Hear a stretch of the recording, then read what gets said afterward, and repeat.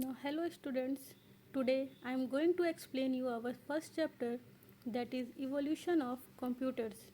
Now have a look on the content of this chapter. History of computers, calculating devices, early IT inventors, ENIAC, UNIVAC, generations of computers and types of computer. So now let's start with the history of computer. Before the invention of computer, so many calculating devices were invented, which leading to the development of computer. It means these calculating devices play a most important role in the development of the computer. Now let's start with the calculating devices. In this series, first calculating device was abacus. I think all of you know abacus was the first mechanical device for calculation. It was invented by a Chinese person whose name was Tin Cranmer. Now have a look on the figure. From the figure we said it was made up of a wooden frame consisting of rod, each having beads in them. The frame was divided into two parts. The upper part was known as heaven and the downward part was known as earth. Abacus was used for addition, subtraction, multiplication and division. The next calculating machine was Pascal adding machine.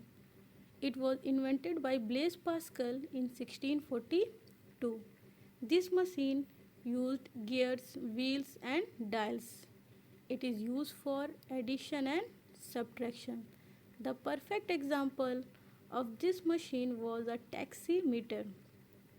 The next calculating device was Leibniz calculator. It was invented by Leibniz.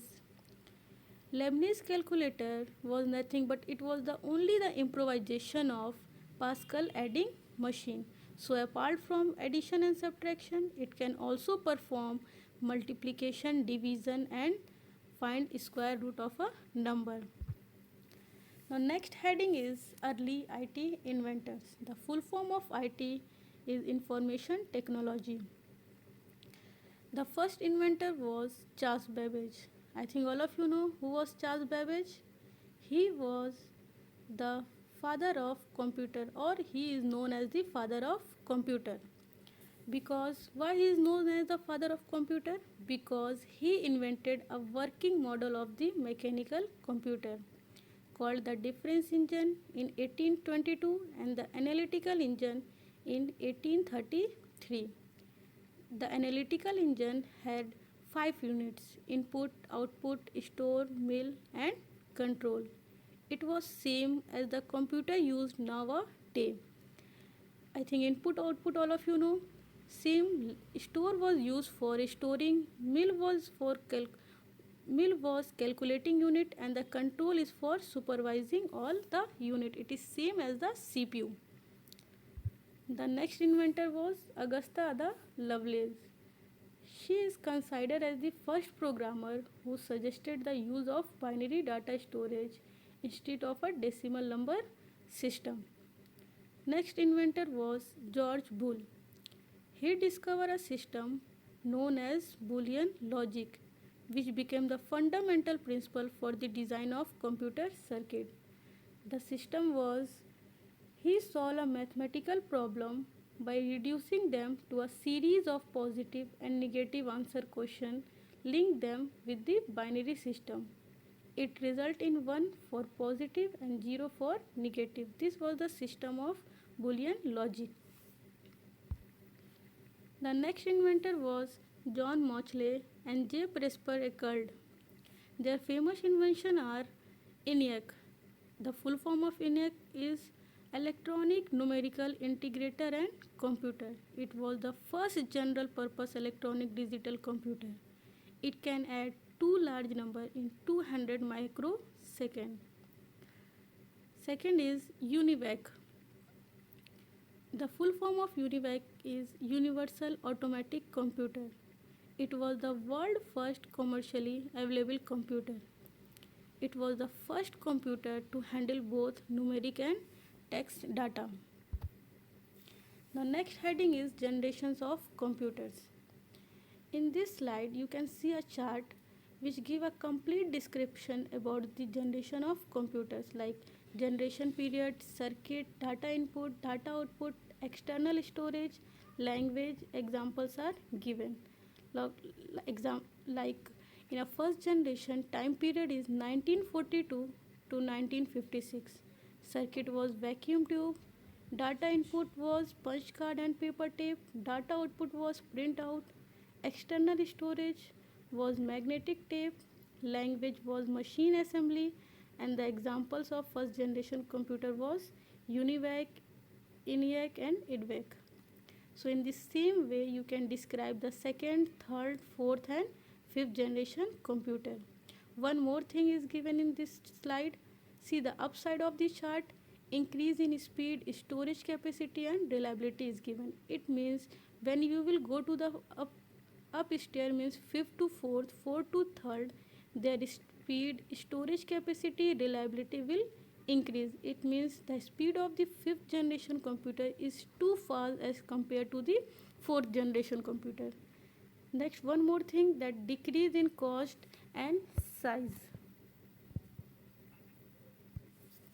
It means when you will go to the downside, their cost and size will decrease. It means the first generation computer was very large in size and cost also. So I hope you will understand. I hope you will understand the chart. If any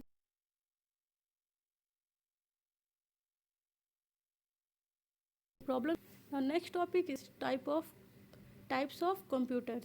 The different types of computer with respect to size, speed, storage capacity and cost are microcomputers, mini computers, mainframe computers and supercomputers.